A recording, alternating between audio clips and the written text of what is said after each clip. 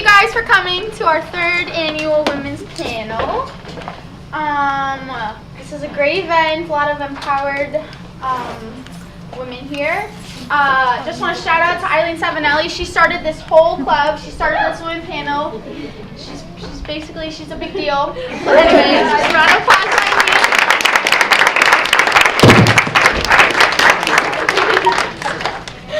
Okay, so we're going to start off with the panelists just giving a background of themselves, starting with Caitlin. Can you guys hear me from here? Can you hear me? All right. Hi, I'm Caitlin. Caitlin Gibson. I graduated from here in 2007, went to UNH, got my degree in accounting. 3 years ago, I started my own company doing heating and air conditioning in retail stores. Hi, I'm Kelly Ayotte. I grew up in New Hampshire, so I live in Nashua, New Hampshire, where I have 2 kids. Kate, who's 13, and Jacob, who's 10. I represented New Hampshire in the United States Senate from 2010 through 2016. Before that, I was New Hampshire's first woman Attorney General. And then I also kind of rose up through the Attorney General's office. I was a murder prosecutor.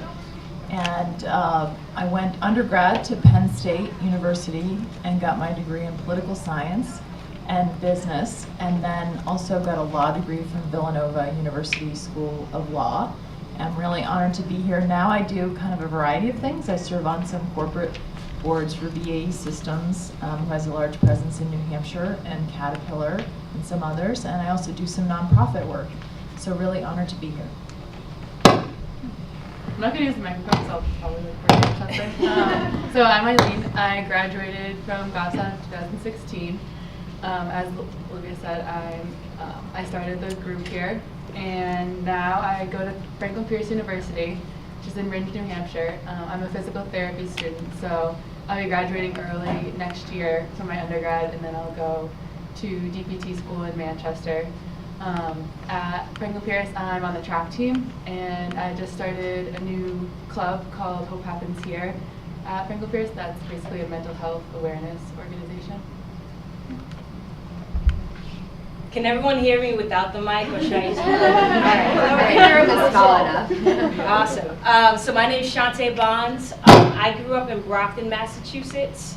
And Miss Monica over here, Miss Galamaga, she was my assistant coach when I attended Bentley University. So I went there for undergrad and I studied information design and corporate communication, which is basically business communication.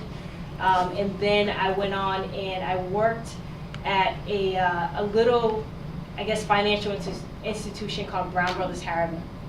And I did corporate actions work there for about a year and a half.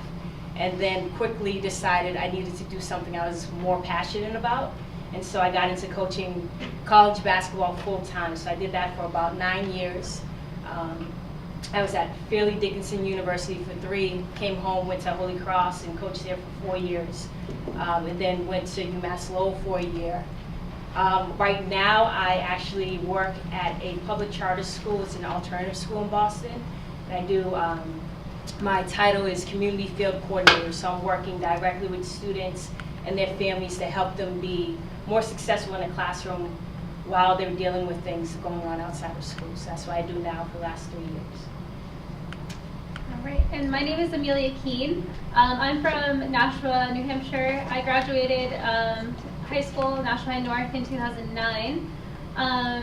In 2012, I enlisted in the Army Reserves. I'm a medic and a nurse.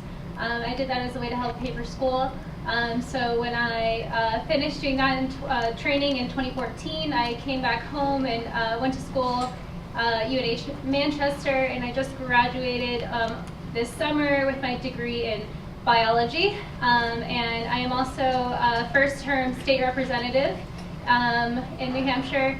And I am the executive director of a political nonprofit, the New Hampshire Young Democrats, where we engage young people, activate them, train, and help them run for office. Great. So first of all, I am just blown away by this panel. Yeah, I mean, I'm just amazed. So honored to be on this panel. My name is Ann Phillips. I live also in Nashua. Actually, Kelly's like my next door neighbor. And grew up in Nashua. I'm currently working at the New Hampshire Charitable Foundation in Concord, where I'm the director of grant making.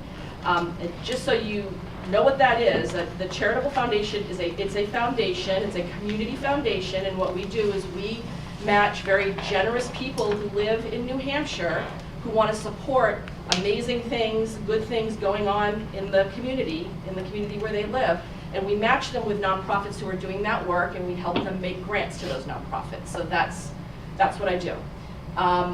Prior to that, I worked in Manchester running a pediatric health clinic that specialized in services for very low-income and vulnerable children, and provided them with not only their pediatric health care, but also with social services. And then prior to that, I worked at an international non-governmental organization, which is just the international way of saying nonprofit. And there I worked in developing countries in health education and health communications. What led me there was, right after college, I was a Peace Corps volunteer for 3 years in the Central African Republic.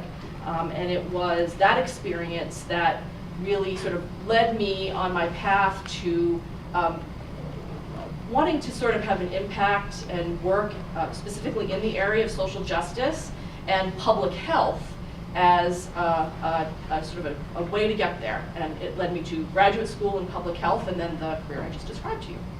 So again, I'm so very honored to be here. Thanks. Awesome. So yeah, just to reiterate what Ann said, this is a great and accomplished panel of women. And just to start off, as a question, it's going to be a Q&A, so anybody can ask questions. And I'm going to start off with a question for all of you. Why is empowering young people so important? You can start with Caitlin. Or whoever wants to start. Whoever wants to start. You don't have to, but if you want to answer, just time it. Well, I mean, you're the future, you're our leaders, you're going to take over, and you're such an important part of our country, and thinking about the energy and the new ideas that you bring to bear on important problems that we need to solve. So if you sit on the sidelines and you aren't empowered and you aren't engaged, then we're missing a whole group of incredible, energized people that we need really to pick up the mantle and help us address, challenges that we face in the country at every level, whether it's nonprofit, whether it's private sector, whether it's in government, whatever your interest is. So I think it's really cool that you have this kind of club that is focusing on empowerment, because I remember when I was in high school, we didn't have this kind of thing, so very glad. So I see empowerment as like sort of giving young people the tools and helping pave the way for them to go on their own path and their own journey to make a difference in whatever they choose. So I think that it's important because, especially in the world of politics, at the New Hampshire State House, the average age in the State House is 60 years old.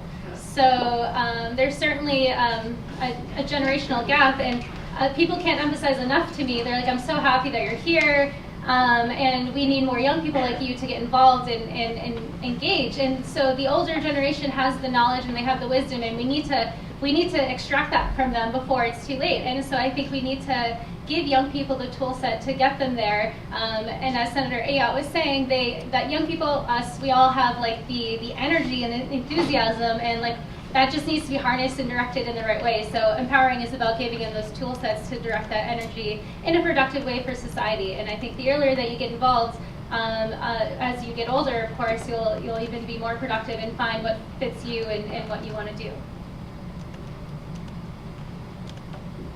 I mean, that's a great answer. That pretty much sums up what she said. I agree. What she said. I definitely agree. I think that it is important to start off young and understanding that you all have a voice, and you have people, you have a support group around you that is allowing you that platform and giving you that voice. So go ahead and do what you need to do, whatever it is that you believe in. know that you have a platform here to be able to express those things, and doing it early. I started to learn those things much later in life, and if only I had more of that instilled in me at a younger age, I feel like I could have done and accomplished more than what I already have now.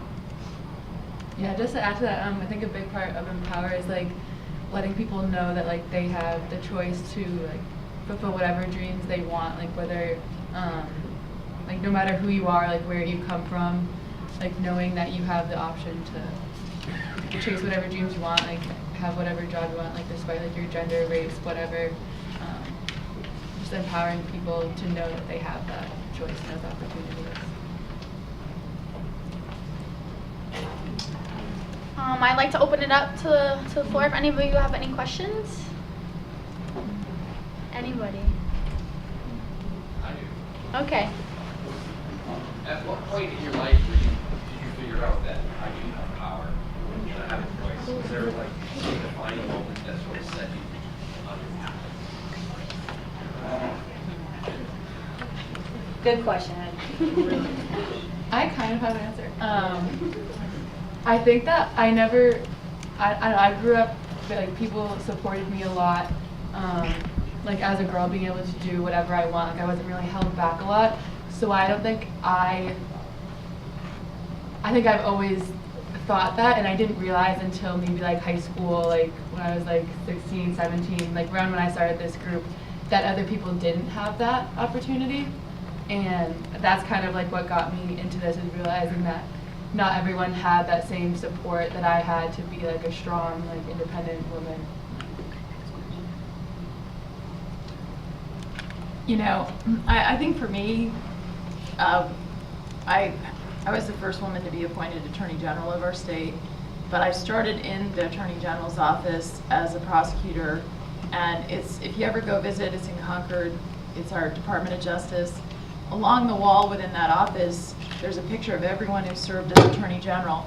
And I remember when I was a young prosecutor, well before I was Attorney General, walking by that wall and thinking, every single guy going back to like this guy with this on a horse from like the 70s, it was crazy. Like every single picture, I'm like, there's no women on this wall. And I don't think that, to the point that was made earlier, which I thought was a really good point, I think that eventually I became empowered within that office, and then I ended up becoming the first woman to serve in that position. And I think that I wish I had understood earlier that I had that power, that your voice does matter, and that if you engage on an issue that you care about, you become knowledgeable about it, people will listen to you. And also, sometimes we're hesitant to speak up, right, because of the situation, or because we're young, or what our background is. And I wish, even thinking about some of the things that I've done, I think the sooner you figure that out, the better off you will be in terms of the impact that you can make, and also just the feeling of knowing that you are, being who you want to be. Yeah, and I would say to that, so I kind of see myself as a collaborator. I've always worked with others to get things I wanted to get done. And when at UNH Manchester, I started an environmental club and implemented a recycling program because they hadn't recycled before that. And I didn't know when I started this endeavor how the school would take that. I thought, like, are they going to just say, oh, you're a student, like whatever, we're not going to listen to your voice. But actually it was the complete opposite. I was met with overwhelming support from not just my professors, but the school administration, the school dean, and then I set up meetings with Durham administration, Waste Management, a bunch of other professional organizations, and set up this program, and I was empowered and encouraged the whole way through. So I think that a lot of it for me is, and feeling empowered is having these connections and support along the way, and being able to do that. And then when I was asked to run for the State House, it was never anything I had thought of before. And now that I'm in, and I work to also help elect other young people, I keep hearing this research point that's hit on a lot, and that's if for women specifically, they need to be asked to run for office. They're not one like the results data shows they don't necessarily take initiative and say I'm going to run for office like a male would. And they need to be asked. And I realized, well, that's how I decided to run, was someone asked me, and it's not something I ever considered. And if that's what it takes for women to run, then I think that we need to just ask women to run and empower them and let them know that you have a voice no matter what background you're coming from. And then just, I think that we all need to just be better about asking women to do something, asking women to lead and take the lead and do that. So. Oh, no, go. I'll just speak. Sorry, this one's really sensitive over here. So I don't know if it's the first time, but for me, I worked in an industry that is mostly males. So I remember my first time going to a meeting. One, I was very young. Two, I was a female. I was in a room full of males. So I had walked in, and I had just started this company. In meeting with them, you know, obviously I was very nervous, but kind of what Kelly said, if you have the knowledge and you walk in and you're prepared, that's the first moment for me starting that company. I felt empowered because what I had to say, everyone was listening. It didn't matter in that moment that I was a female. They saw that I came in prepared, I had the knowledge, and they just wanted to listen. So I think for me, that was the first moment that I felt, you know, truly empowered. Trying to think of like a defining moment, but I don't think I have like one defining moment. I think it was a lot of little things that kind of happened over time. Like I'm going back to when I was 10 years old and we started a two-hand touch football team, and we created our own schedule. So we would come to school before elementary school started. We would come, we'd play a game before school started, and we organized this ourselves. And then we would play another game during recess. So if you got recess taken away, it was like a really big deal. So we would play 2 games every single day, and then halfway through the school year, we had trades. And that one teacher organized this for us. We kind of did this on our own. But I remember being the only girl that played, and for whatever reason, all these boys like listened to me because I was like one of the quarterbacks. So like that was really good. So like there was that moment, and then there was another moment when I decided I wanted to get a scholarship to play basketball, but you know, I didn't grow up with a basketball hoop in my backyard or anything like that. We played on milk crates that were nailed up to a tree. And this is what I did. And there was this one guy who sat outside on his porch, and every single day while I walked by his house, he would throw a basketball to me. And he said, you gotta make 3 shots before you move on to the rest of your day. So like little support systems throughout my life kind of gradually over time started to fulfill me with this empowerment that like, okay, my opinion matters, what I think people actually believe in, so I'm gonna continue on doing what it is that I believe in. So not one defining moment, but like multiple things throughout my life. Yeah, I was gonna say the same thing, that it's I think it is a process, you know, it really is a process of, and you know, so I'm gonna date myself. I think I'm pretty much the way oldest person in this room. I grew up in the 60s and 70s, right? And it was a very different world then, and I had an amazing upbringing and an incredible family. But it was a different world then, and I was the first person in my family to even think about going to college, never mind then doing it.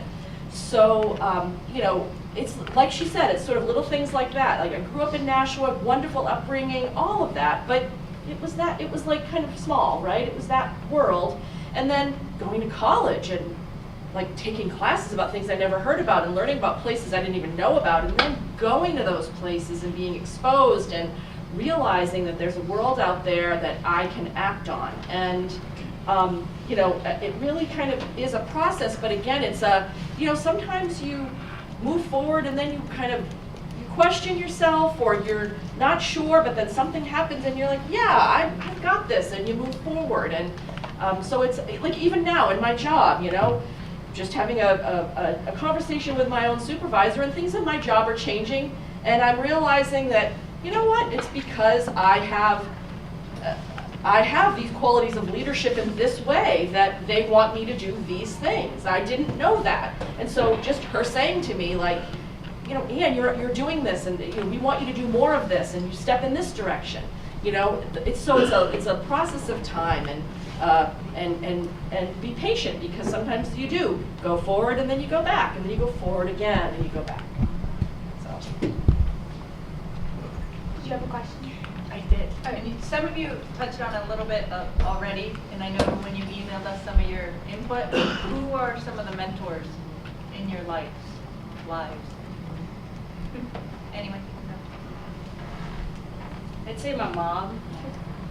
She was a single mom, and there are 3 of us. I'm the oldest, but she went through a lot in her childhood, and then she had these 3 kids, and just watching her raise the 3 of us and the resilience that she had going through whatever adversities and kind of coming out on top, I felt like every single time, while continuing to have patience with us. I know we probably drove her a while, but just watching her kind of do that was really awe-inspiring, and it motivated me to be better, because I wanted to prove to her that she could do this on her own and raise some really good kids. So she was one of them. One of the mentors that I wrote on my list, I did also share my mom, but I shared with you guys that I was a Peace Corps volunteer, and you know, so that's right out of college. You know, I just told you I kind of had never gone anywhere before. Was just learning about the world, and I was working in a school health education project, and I kind of knew that health was something that was interesting to me, and it was the director of that program. I mean, this was not another volunteer. This was a member of the staff who, you know, saw that I was kind of good at it, and also saw that I had some leadership skills, and she made me the volunteer leader eventually. And then, you know, she said, so what are you going to do after this? Did you ever think about going to graduate school? I never thought about that. Like I said, it was a big deal that I went to college, you know. My grandparents were illiterate. So, you know, I hadn't thought about that, right? So, and she kind of coached me through that, and and I learned so much just from watching her, you know, how she was both personally and professionally, you know, her professionalism, her kindness, her generosity, but her high standards of excellence in the work that she did, you know, sort of combining those things together. And, you know, like I said in my little thing, like, she's one of those people, her name was Lahoma, and, you know, she's one of those people where you know, what would Lahoma do in this situation? You know, like, even today, I still think that. So that was somebody who really meant a lot to me in both my personal and professional development.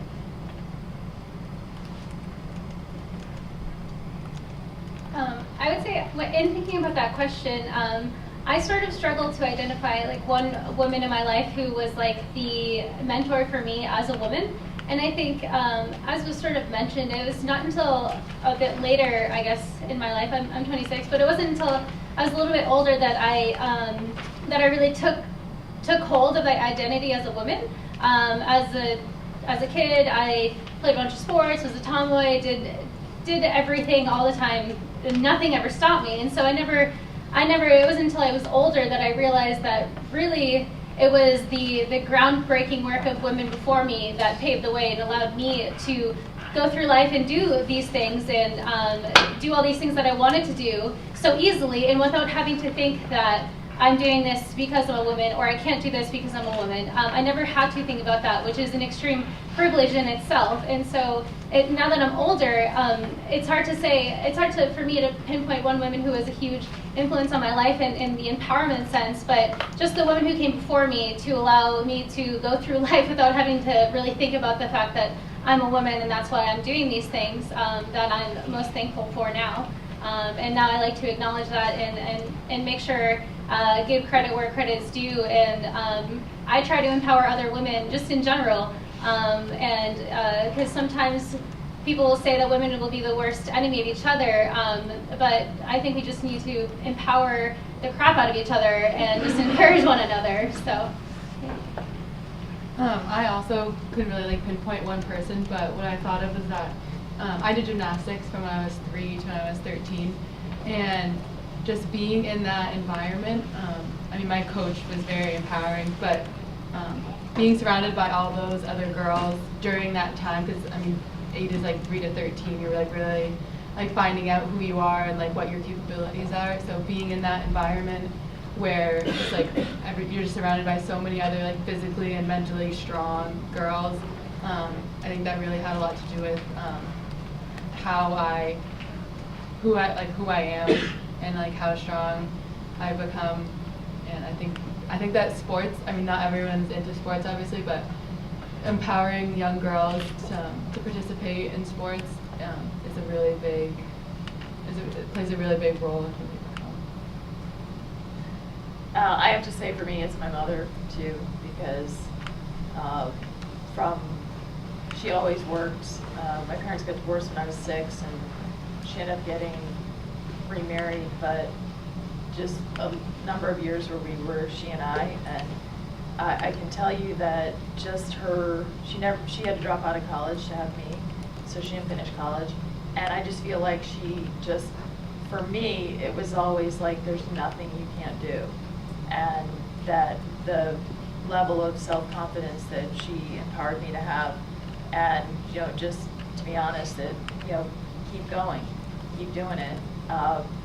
There's no question in my mind that I wouldn't have done the things I've done without her just always being there encouraging me. For me, I wrote my dad. So similar to what Ellie said, growing up, I had brothers, but there was never a difference between this is what the boys did and this is what the girls did. Everybody just did everything.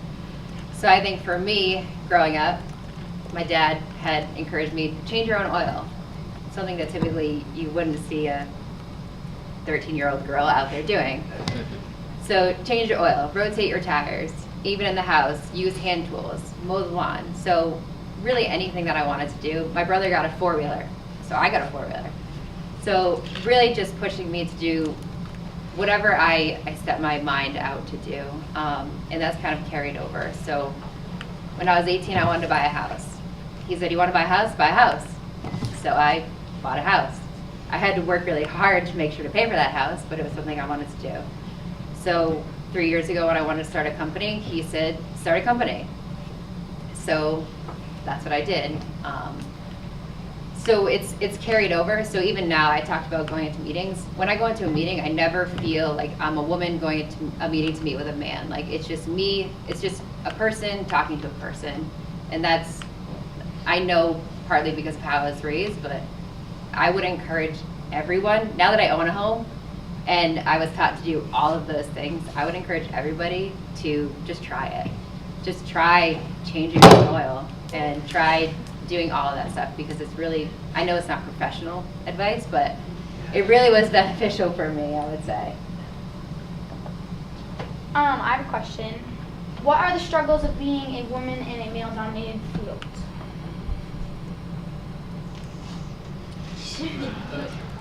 I can talk about basic training real quick. So obviously the military is very male heavy, but I've always played sports my whole life, so I guess like the athletic component was never an issue for me, and I actually like enjoyed basic training. It was like challenging and fun and like physically challenging, and we got to do like adult playground stuff, which were like obstacle courses, and I thought it was fun. It's definitely empowering as well. And but the kind of like, there was almost no distinction because you're taught everyone's a soldier. There's no male or female. You're not even supposed to use those terms. It's just everyone's a soldier. And then afterwards, during graduation, we like had like a celebration. You got to wear like civilian clothes again. So that was the first time anyone got to see each other like in clothes with their hair done, makeup, and a group of guys were like, "Keen, you're a girl?" And I was like, "Yeah." So I guess I just think that's just a funny example of being in that male-dominated field. And then, not to take up too much of the stage, but going forward into now being a state rep, which is also a male-dominated field, it's a 2-to-1 ratio. I find that, unlike the military, my looks precede anything else about me, to the point that one individual shared on social media. He said, because we're in committee and he had a bill and he was speaking to it, and he said, "Tough questions from Representative Amelia Keene. Don't let her looks fool you." And then literally a couple weeks later, I'm sitting next to someone in committee again, this time a committee member instead of just another person of the House. And I asked a question or something, and he turns to me and goes, "And to think, you're so good looking, I thought you'd be a dope." And I was just like, what? And I mean, nothing about my looks should ever come out of their mouth or be written down on social media, any kind of platform. But a male's looks do not precede them in a way a female's looks do, for the good or for the worse. I mean, it is extremely frustrating, and I think part of it has to do with the generational gap in people. But one of the individuals was younger, so I think it's just. And I told him flat out on the social media thing, because he asked me, because then some people saw it was like on Twitter, and then it blew up, and I was like, "Oh, did I offend you?" And I go, "Yes." And I said what I just said, that nothing about my looks should ever come out of my mouth and becomes offensive when my looks precede me, and that's what I'm based on before anything else about me. And that would, I was like, would you ever say that about a male counterpart? No, you wouldn't. And so I said, yes, I was offended, and I would appreciate if you didn't mention my looks at all. So.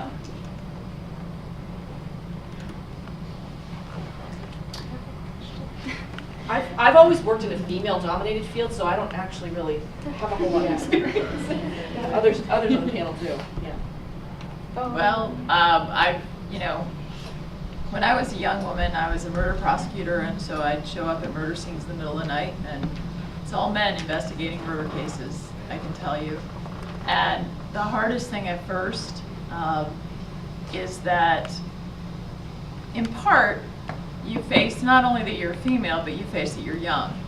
So people who are young here in your first professional experience, sometimes, the whole people judge the book by its cover, and that's where, being knowledgeable about what you do, being professional, and being good helps override some of those stereotypes, because you're going to face them.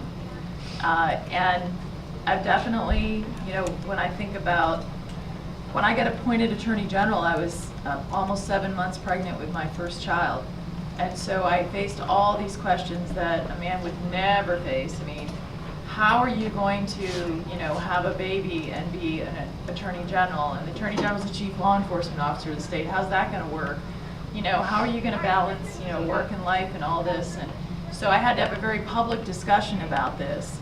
And when I ran for office, I thought, I had been Attorney General, and I had both my kids while I was Attorney General, so I kind of thought, well, people they've kind of figured out that I'm doing this work, and I have kids, and I have a family, and I do both. But I can't tell you how many times when I was running for office, I would have people, I'd be in a room like this, and I'd be talking about why am I running and what I stand for, and the question would be, what's going to happen to your children? Like I was going to leave them on the side of the road or something. And by the way, the person that got most offended by those questions was my husband. But my point is, there are stereotypes that people have, and I think it's really important that when you walk into a situation, be the best at what you can be, knowledgeable, capable, and stand your ground, and your capabilities will shine through. And if somebody treats you unfairly, be direct about it. Don't accept it. And there's always someone else in a situation that you should raise it with. You don't have to accept being treated unfairly. And when I got elected to the United States Senate, every senator has a desk, and it has your name on it in the desk. So before my first vote, I wanted to go down, and you can imagine, I got elected to the Senate. I was like, oh my God, I can't believe I'm here. And I wanted to see what it was like in there, and I walked through the door. And the doorman, I went to sit in my desk, and I was in the back row because I was the newest senator. I was the only woman who won that year for the United States Senate. There's been less than 50 women in the history of this country that have ever served in the United States Senate.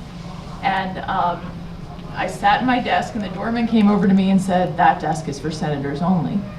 They thought I'm a staffer, right? I'm a woman, I'm a young woman, forget it.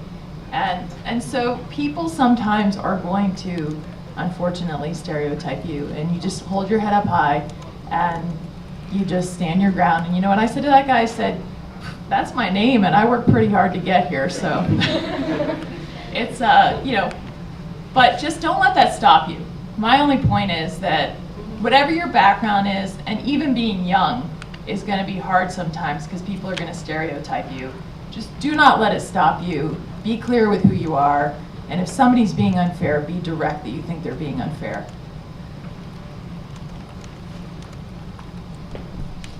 Does anybody else have any questions?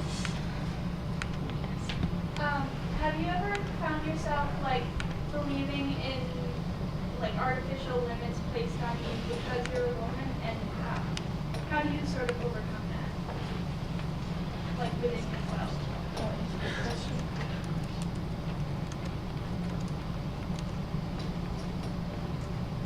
I'm thinking about like sports in particular,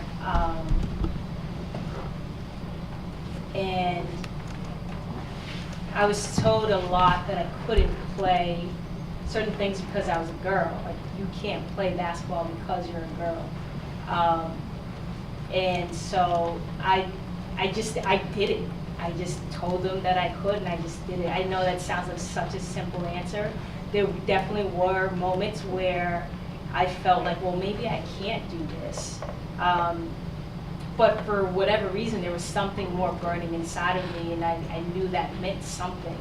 And so it became this passion and this desire to prove people wrong. So, you know, even if I tried to get on the basketball court, you know, someone would take my ball and kick it down the hill, I'd run after and go get it. And I did that over and over again until eventually they let me play. And then they found out, oh, this girl can actually play. This girl can actually play. And the same thing, growing up wanting to play football, right? I created that whole league in elementary school, and I always wanted to play, and my mom wouldn't let me play. We called it Pee Wee football. She wouldn't let me play until after I graduated college. There's a semi-pro women's football team, and I joined that team, and I'm playing football. So I feel like even in those moments where you doubt yourself, you have to really believe in who you are and why you have that desire. It's instilled in you for a reason, and so whatever boundaries they put in front of you, there's a way to knock them down. It's just a matter of figuring it out. And you might need some help along the way, but you can absolutely do it.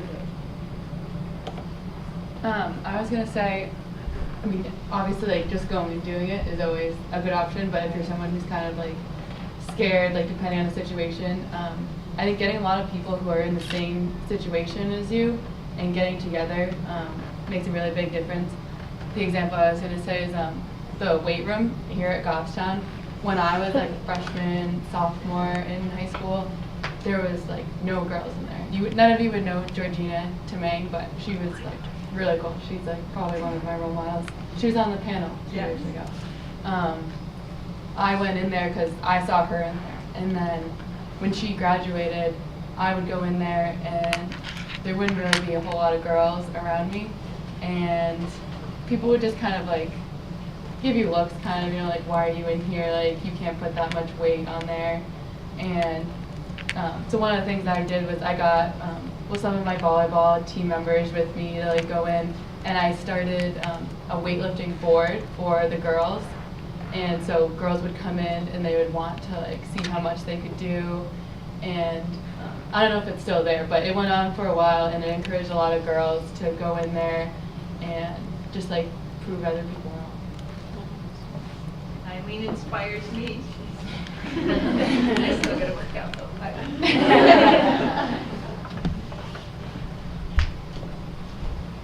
Does anybody else have a question?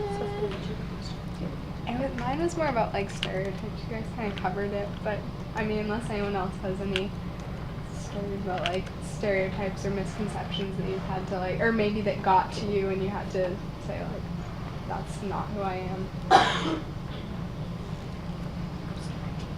Could you repeat the question for those of us in the back, please? Oh, it was just about like stereotypes and misconceptions based on like what you do or things that, you know, people say about you that have like gotten to you. One thing I would mention is when I started the group Empower, a lot of people had pretty like misconstrued idea of what it was. A lot of people thought it was obviously like against men, and it was like only women could be part of the club, and like that we were gonna do all this stuff.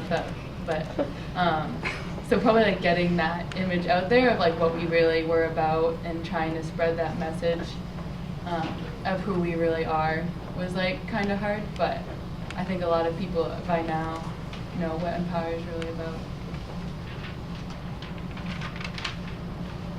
Any more questions? Could I add one thing? Yes. It's not on the question, but you all are here and in high school, and you're going to be going out into the world, whatever your chosen avocation is. And one thing I would just encourage you to do is, if there's something you really want to do, put it out there and ask. And you know, I think sometimes we have these dreams, we have these aspirations, but we're afraid to tell people because we're not sure what they're going to say. Or we think if we say we want to do something, we want to achieve something, that somehow we'll be judged for that, or they'll think, oh, that's crazy. Well, I would say, if there's something you really want to do, put it out there, because you'll attract people that'll help you do it, and you'll be surprised at how many people will say, oh my gosh, she said she wants to do that, and eventually you'll get to do it. So that's just my 2 cents. I would say don't get turned away just because you might get rejected. Oh, you're going to get rejected. Because I can say I've wanted to do things and people have said, no. Yeah. But you always just got to keep fighting, because if it's something you truly believe in or something you truly want, you know, just keep fighting for it. You'll make it happen. They'll right, and you'll gather other people that have the same beliefs as you, and sometimes it might not just be you that moves forward. It might have to take a group to really get there. Yeah, I'm not saying it won't take persistence, but I find sometimes people don't put their dreams out there, and you really should. Well, we're kind of talking about, you know, the ups and downs of life. Could any of you describe one of your biggest failures, and maybe what lessons you learned and how that failure kind of catapulted you or launched you to a place you never thought you'd get to? So I'm a big fan of like the phrase, you either win or you learn. And so I'm wondering if you've experienced that, maybe you can share that with us a little bit.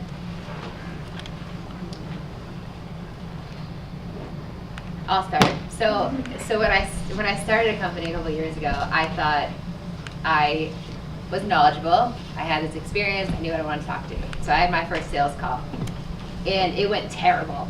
It was really, really bad. They asked me all these questions that I thought I knew, and I thought I was going to have the answers, and then I had no idea what to say. So instead of this person I was talking to being really nice about it, he called me out. He had said, you know, next time bring somebody else with you, be more prepared.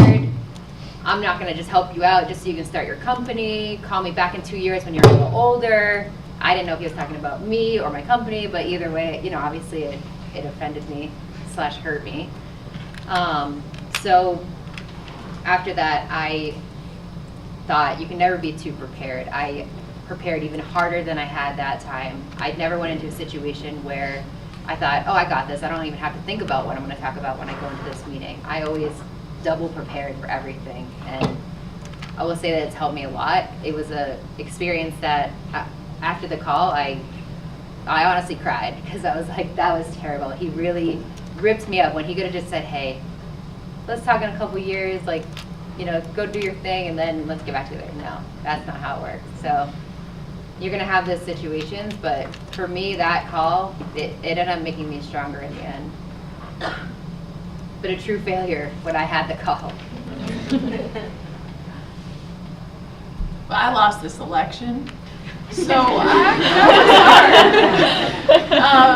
it was really hard, because when you're on a path and you want to do something and you work your tail off and it doesn't work out, you know, it's tough picking yourself back up.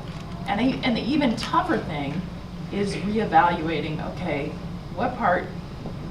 looking internally and say, okay, what should I have done differently, and what can I learn from this?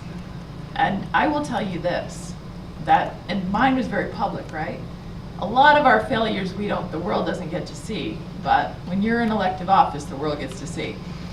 And I will tell you that it does make you stronger because you learn things about yourself you didn't even know about. You learn also to be yourself. You know, it doesn't matter what age you are, you always have to remind yourself to think about your own gut, what you should do, where you should be, and never hesitate no matter what position you're in, who's giving you advice, how smart they think they are or really are, how many degrees they have. Ultimately, it's about you and how you feel about things. I have one that might be kind of like relatable to you guys. I don't know how many of you are going to college, how many of you are seniors, but going into like the application process, I kind of thought that like I can get into like pretty much any of the schools that I want to get into, and I didn't realize how expensive it was going to be. I'm sure a lot of you guys realize that now, but there was one school that I didn't get into, and then a few of them that I really wanted to go to, but they just cost too much, and I had always kind of thought that I could go like wherever I wanted to get to my dream school. And so I mean, Franklin Pierce wasn't my dream school when I was in high school, but I definitely ended up in the right place, and I'm like making the most out of it. Like I'm doing a lot of cool stuff there. It set me on the path to go to their graduate school, which is really cool. So no matter what happens with your college process, like whatever, if you don't get into the school you want to get into, if you can't afford it, you're going to end up in the right place no matter what. So just do the best with what you get.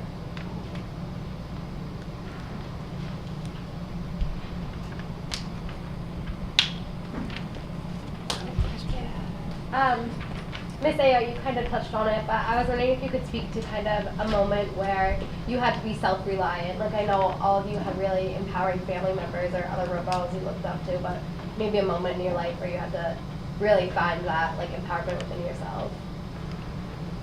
Yeah, I think that there are a number of junctures you'll come to where you do have to look inside yourself and say, it doesn't matter what anyone else is saying here. What do I think?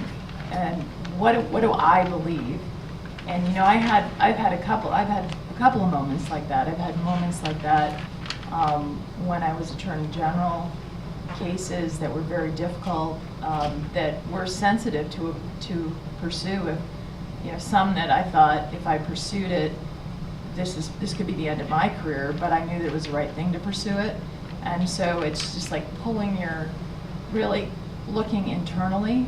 And then I've made, you know, tough mistakes that I've kind of had to figure out, how did I mess this up so badly? And then look at it, look internally. And I think sometimes when you make a big mistake, a lot of times, not every time, sometimes we make mistakes because we're not prepared or things that we could do differently. But when you make a mistake, think internally a little bit. And was there a little voice in your head saying that you didn't listen to, that you kind of ignored, you let other people decide for you?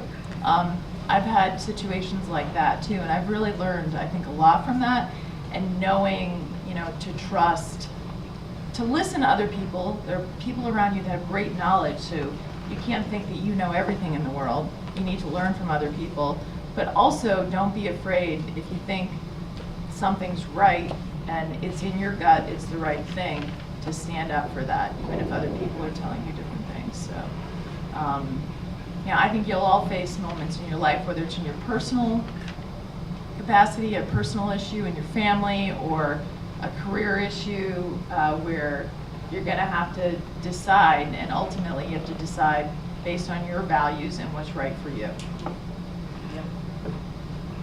Yeah, same. Oh. Well, yeah. I guess, you know, more of the same. I think all the way back to, you know, I went to college, and I sort of was under kind of the get a skill in college so you're going to get a job right out of college, you know, kind of pressure, again, from my wonderful, you know, parents who thought that that's what the path was. And as I was, you know, sort of going through that education, I realized that I kind of wanted to take a different path, and that was really scary. I mean, I was so fortunate that my parents supported me through college, and it was scary to have to go to them and say, that's not what I want to go in this direction. And the direction I wanted to go was nothing they had ever even heard of or thought of. They thought it was dangerous. They thought it was stupid. But you know what? After kind of talking to them and talking through it, and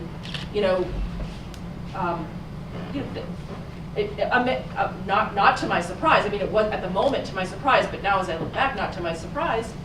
They came along. The know what you want and be that I'll share a very personal thing to you with all of you.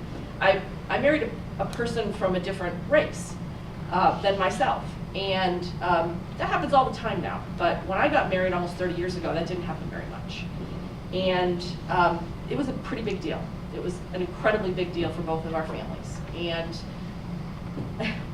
it was a time where I needed to really think very hard about the decision that I was going to make and what the consequences might be for both me and my relationship with my family and him and his relationship with his family.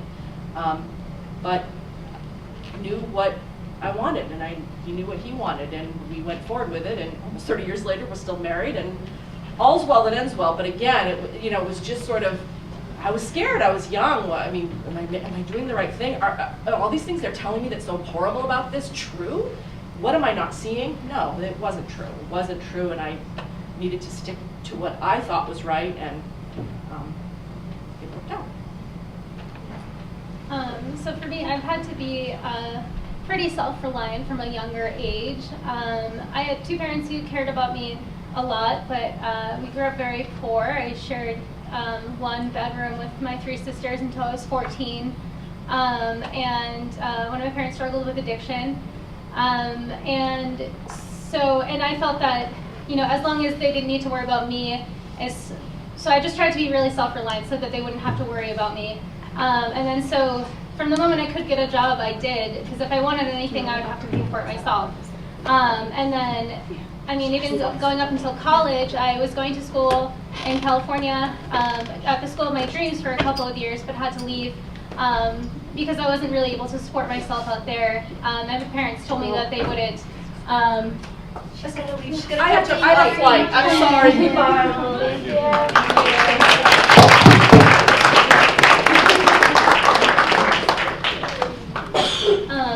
And my parents, when I was going to school, they didn't understand the student loan situation. So I signed their name for them because they told me to, and they're like, yes, you just deal with it. And I didn't really know what I was doing either. But after the first year, they're like, no, we're not even going to let you do that. So I had to just come home, and you can't apply for federal student loans unless you're over by yourself until you're over 24. And so that's what kind of led me to joining the military, because I was home and needed to find a way to pay for school and needed to age up to 24 so I could get student loans that I still have to pay back. But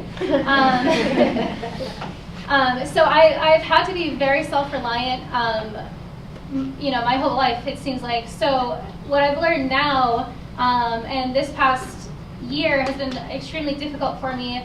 My last semester in school, my first term in the State House, I was working full-time doing the military thing, and I also lost my father a few months ago. And so what I've learned from all that, though, is actually relying on other people is important, because I think because I was so self-reliant from a young age, it kind of walled me off in a lot of ways and made me say, no, I got this, I can do this, I got it. But that was very harmful to me, and I should have just been asking for help a long time ago with a lot of things. So that's probably it's kind of come full circle, where now I have a great community of family and friends, my professors at school, even still teachers from high school, a support network that I rely on, and I'm not scared to ask for help when I need it, to hopefully prevent any kind of failures from happening. I reach out when I need to, and it's just been tremendous for my own growth in seeing that. And it's not that I depend on these people, in a way that makes me less independent. So.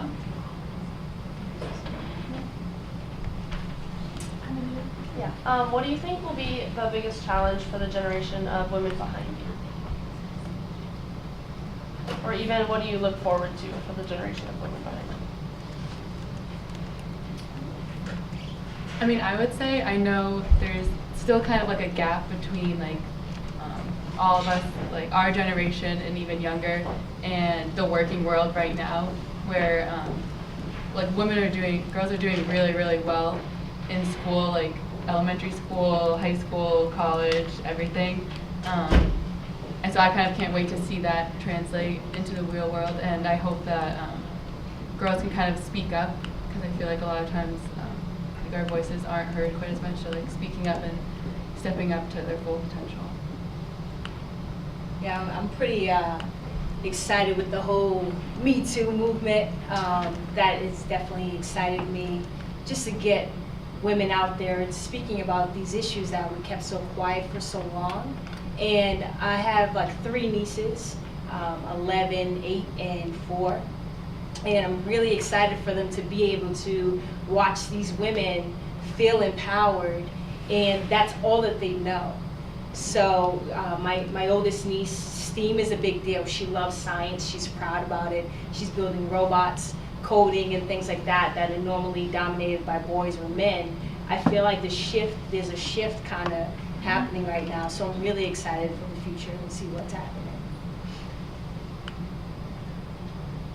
You know, I think we still have a long way to go. So I think there's been a lot of progress made in the sense that I love this story. When I was in the Senate, my daughter, who's now 13, she hates when I tell this story, though she gets so mad at me. She was probably, I don't know, 9 years old at the time, and she came home and she's like, "Hey, Mom, I don't want you to run for president." And I said, "Kate, I'm not running for president." And I said, "But why do you ask?" And she said, "Because I want to be the first woman president." And I just loved it, because I thought to myself, I didn't think that when I was her age. And so I think there's great things happening. But make no mistake, there's a lot more work for all of you out there to do, and for all of us to do. We haven't had a woman president. We still have had fewer than 50 women in the history of this country serve in the Senate. The cap has been, 20 women in the Senate out of 100 in this country. Still fewer women in Congress. In the corporate boardroom, there's still, very male dominated in how many men run companies versus women run companies. I can go probably through almost every sector. And the legal profession, they're now an equal number, if not, I think even a few more women going to law school than men. But if you look at the partners of the top law firms in this country, still really male dominated. So there's a long way for us to go. We've come a long way, and I can't agree more that the Me Too movement is a wonderful thing, because you can't have these things, hidden and in the dark. And I'm so glad that people are coming up and speaking freely, and we need to support more of it. But I'm just saying to all of you, we still got a lot to do, and you're all here, and you all can do it, and we're behind you. We still have a lot more work to do.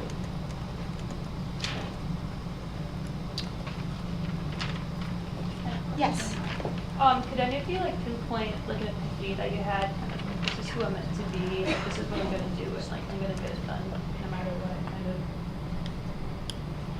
Could you say that louder again, just so the people in the back? Yeah, sorry. No, it's hard, there's like a... I was wondering if any of you had an epiphany at some point where you realized who you wanted to be, who you were meant to be, and you were gonna get done what you needed to get done, no matter what, to get where you want to be. I think for me, I'm still figuring that out. I think at every juncture you change a little bit. So who I want to be when I was 21 is a lot different than who I want to be now. So I think you are constantly changing.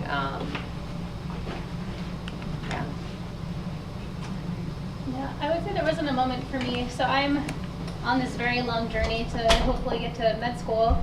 And it took me 8 years to complete my undergrad degree, from when I started until this past summer.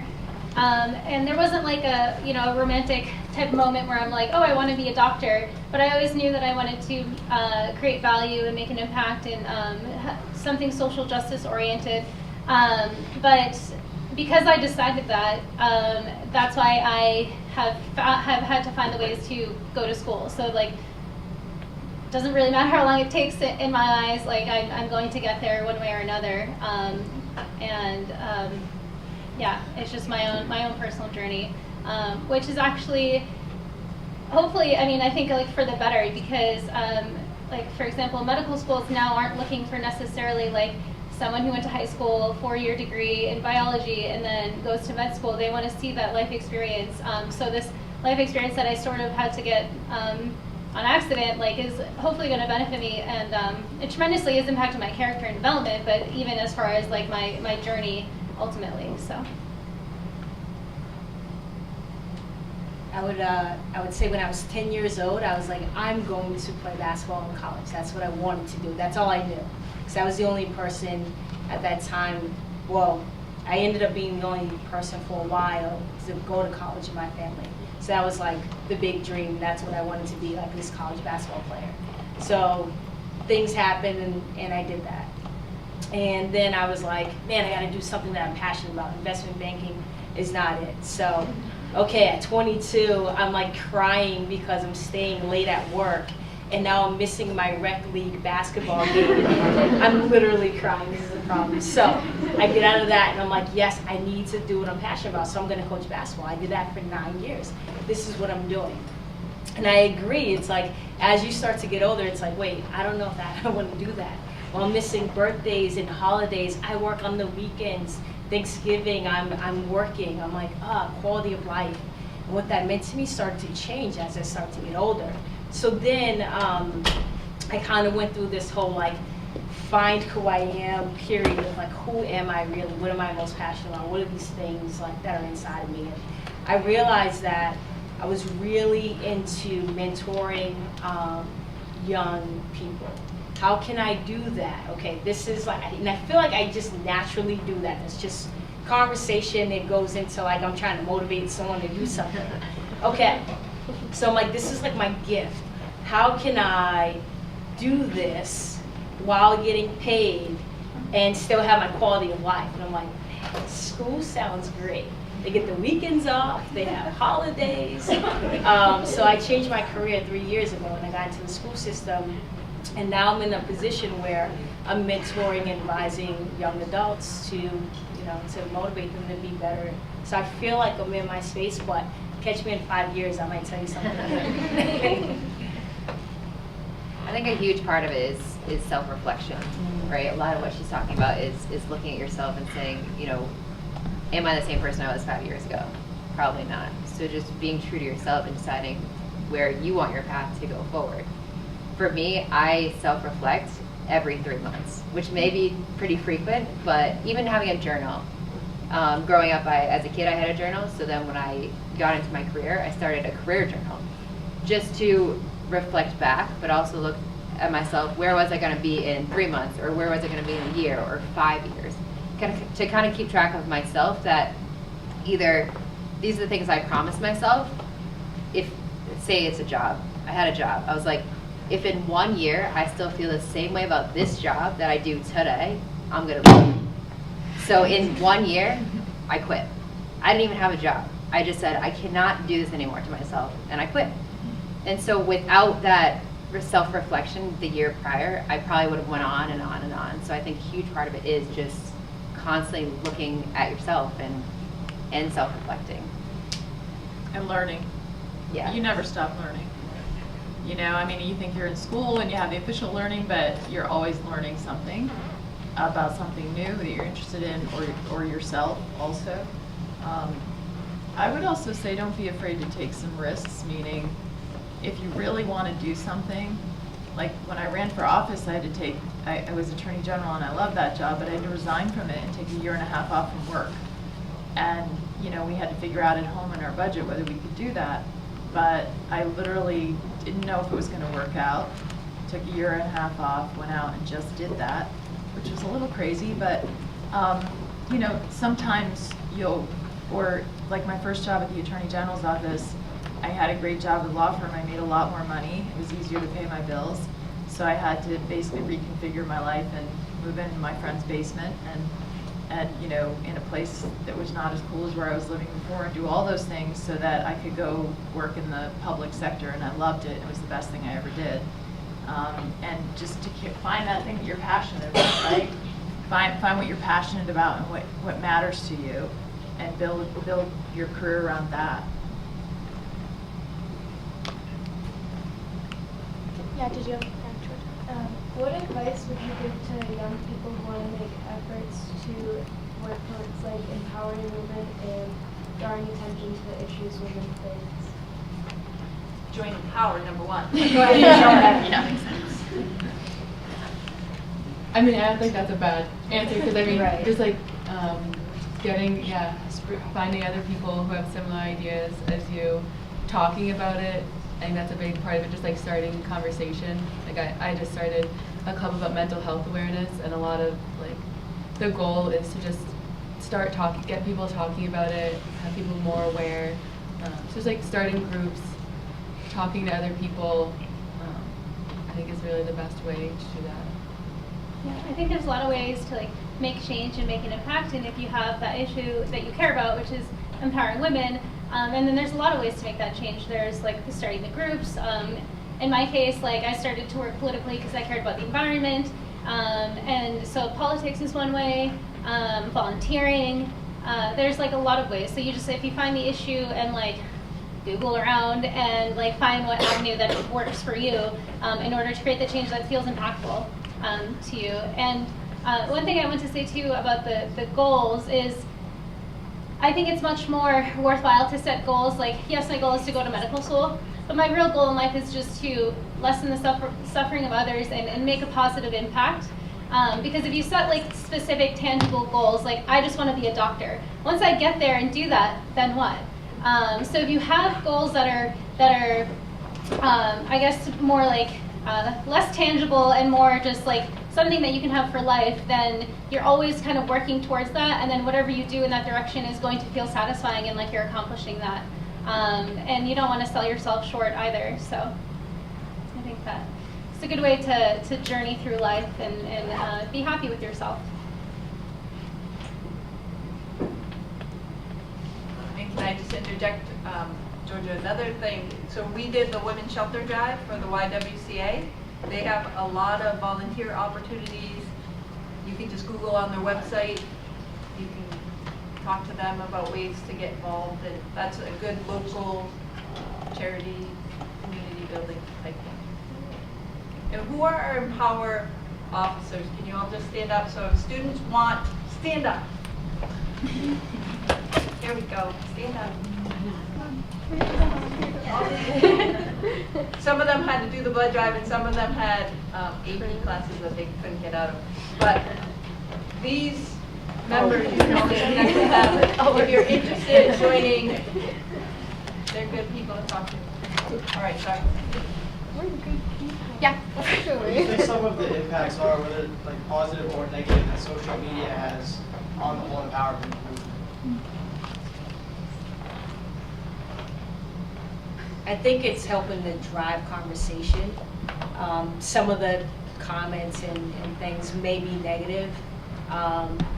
Some of them may be positive, but people are talking about it now. So it's driving awareness. It's creating a conversation. It's up to us to continue to educate ourselves, make sure that we know what we're talking about before just going out there and just saying some random comment. And thinking that you're right. You know, I think it's really important that we do our research before we just throw out blind comments to one another. And also while you're reading and sending comments back and forth, I think it's important to be objective and understand kind of all sides, all parties. And not to go in there just with an intent of just giving your opinion, but to go in there with an intent to try to gain better understanding. I think that social media is amazing in the sense that if you look around the world at democratic movements, before there were governments that used to suppress people's ability to come in the streets and to object to their government in places we can't even imagine here. And that's had an amazing impact, that they can get around their government and then they can organize with people and they can express who they are. So it's a phenomenal tool in that regard. Same thing with whether it's the Me Too movement or any kind of movement, to organize people more quickly than we ever could before and to get common ideas out. The thing I worry about is that there's often a lack of respect for each other's viewpoints on social media. In other words, people are hateful, and there's ways to disagree with people and be respectful. And I worry about losing some of that on social media. And I also worry about sort of the soundbite and not people doing more research into the underlying and really getting their facts, not just something they saw on social media, but really do your homework on something that you see on social media. But overall, it's kind of cool. It can bring people out in the streets. We couldn't have done that, you know, if we went back 10 years ago and we were like in some country where the government's oppressing us, or even something in this country that we just are totally offended by. There's no way we could have organized that many people so quickly without something like social media. Yeah, I was gonna say a lot of the same things, but it's making it easier, it's making it quicker and better ways for people to connect with people that they wouldn't have been able to connect with, like you were saying. But obviously there are like the downfalls to it, because you can do something good easily and quickly, but it's just as easy and quick to do something bad. And you have to find that balance between listening to like the hateful things that people say and still listening to the other side and getting the other side of the argument to be more objective with yours. Well, if I can add to this from the back, we had an interesting little moment where Shantae walked in wearing her t-shirt, and Eileen walked in shortly after, and one of Eileen's teammates had just purchased that same t-shirt for her, all because of Instagram. So Shantae knows the person who produces the shirts, and Eileen's teammate found the shirts that Shantae's player makes all on the social media, and they were able to connect about that. Right, Yes. so there could be So it really makes the world so much smaller. And that's the point I was going to make. Like, social media has made entrepreneurship much easier. Like small businesses and the network marketing type jobs, like those wraps and the shakes and things like that. And a lot of those times those sectors are female dominated, because it's something that if a woman is staying at home with children, it's easier for her to do that kind of job. So I think, you know, to echo what everyone has said so far about the ups and downs, I think also it's made it easier for entrepreneurs to get businesses started. A friend of mine, he started like a fitness supplement company online with Instagram and has like 50,000 followers, and like that's his career now. And he got started like in college, and it's great. So I think it's very empowering. Does anybody have any other questions? Okay. You do? Yeah. Oh, go ahead. Go ahead. I just can't help it. There's so many great people. I know. I want to know how you guys would define a good leader and what qualities make a really successful leader.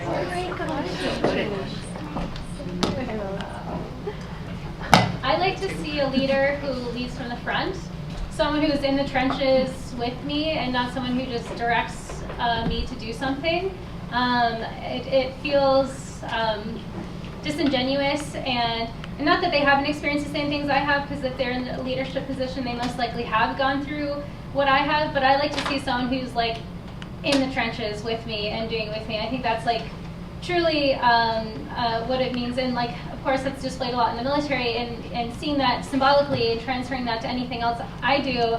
I do everything I can, as involved as I can with everyone, to show the importance of every level of work that goes into making something happen.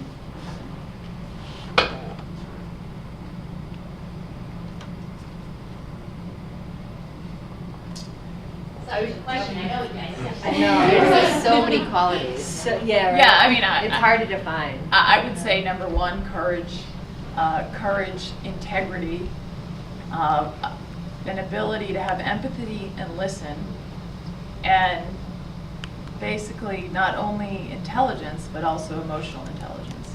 I mean, those are things that I would value in leadership, and because being a leader is, yes, getting out front and having courage when there's an issue and caring about it and be passionate about it, but also having ability to listen, because you don't know everything, you're one person.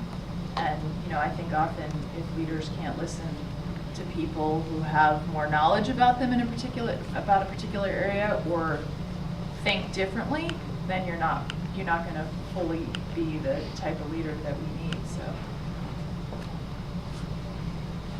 I definitely agree with everything that was just said. Before the courage that she was talking about, the first thing that I thought about was empathy. I think it's really important that, and it goes along with what you're saying about being in the trenches and getting your hands dirty. You can more so often than not, if you're in there and you've experienced that, you have a little bit more empathy. But the emotional intelligence side of things is maybe you didn't get your hands dirty, but still being able to like understand where this other person might be coming from, or your team, or whoever it is that you're leading. So I agree with everything that was just said. And the other thing that I would add to it would be another great quality would be to give credit where credit's due. Oftentimes leaders do all these great things with all this support in the background, and they stand up front like they did it all, and they don't give any credit to anyone else, right? Oftentimes now you have employees or teammates or whatever who are now disgruntled, and now they're talking behind your back and this and that. So I think that's also really important to recognize the people who have helped you get to where you are.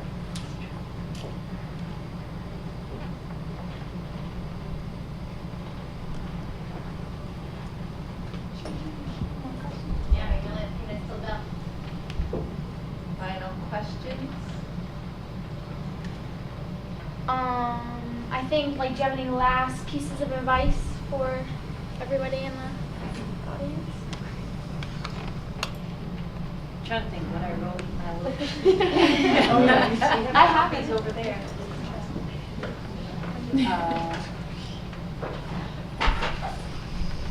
I might not be able to say it verbatim, but basically I think the point that I was trying to get across was, so I said, like, don't dim your light out of fear that you're going to make other people around you uncomfortable. I think it's really important for us to kind of like own our awesomeness, right?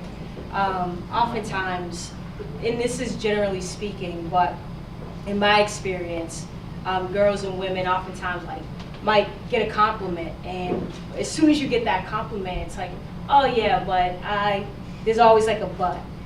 It's okay to just say thank you, like, yes, thank you, I worked really hard for that. And I think that it's really important to do that in every area of your life, not to lessen yourself or your accomplishments and fear that it's gonna make somebody else feel inferior to you. That's their own insecurities that they have to work through. It's okay that you did those things because you worked your behind off to get there. So just own that. That's one piece. I think we should make a shirt, own your awesomeness. I was just thinking that too, it's fantastic. Shante, I think you just have a new. Yeah. shirt. All right, I got that in here. She has a question. So basically, I guess like between being the like the first women attorney general for the state of New Hampshire, or like taking what you do and turning it into like taking what you're so passionate about, like basketball, and turning it into like your career, or even just like starting up a girls lifting board in the weight room. Like, what does it feel like to know you're empowering others? I mean, it feels really good. Own your awesomeness. Yeah, it feels really good just because a lot of things, like even like the mental health awareness club that I've started, I've been like fortunate to like I have like pretty good like mental health, like I like am very in tune with my emotions and stuff, but I know a lot of people don't have that, and just knowing that you're bringing people up to a better place in their life when they didn't have the opportunities that you had feels really good. I think that a lot of the time for me, it's hard for me to like take credit. Is that it? You guys go? I think you can. Okay, it's hard for me to like take that credit, but you know, here and there I'm reminded of like people come up and tell me stories, like they're inspired to run for office, or the story I told them inspired them to pursue what they want to, and I think hearing other people say that they were inspired by me is encouraging, and like has me keep going on the path that I am. All right, thank you.